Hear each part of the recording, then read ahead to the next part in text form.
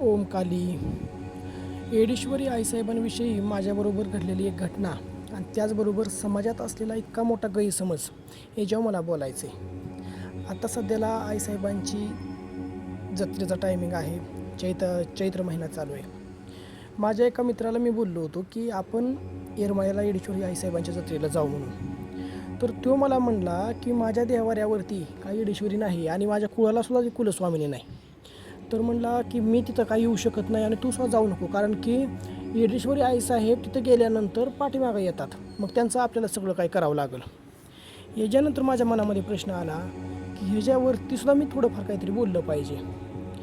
एक गोष्ट लक्षात घेण्यासारखी आहे की ही खूप मोठी एक भ्रम आहे समाजामध्ये पसरलेला. येडीचं स्वरूप धारण करणं आणि जगाला येडापणा दाखवणं ही तिची एक लीला आहे.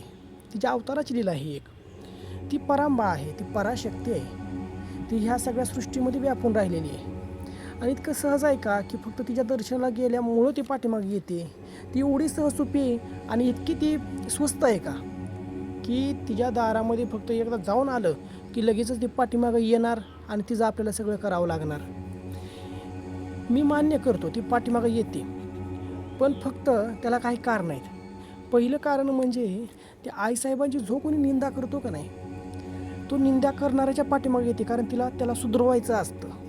आणि दुसरी गोष्ट म्हणजे जो तिची मनोभावी भक्ती करतो हे तिच्या पाठीमागे ती येते. कारण तुम्ही आबाजी पाटलांची भक्ती बघितलेली आहे, त्या आबाच्या पाटलाच्या भक्तीला प्रसन्न होऊन आईसाहेब तिथं आलेले आहेत.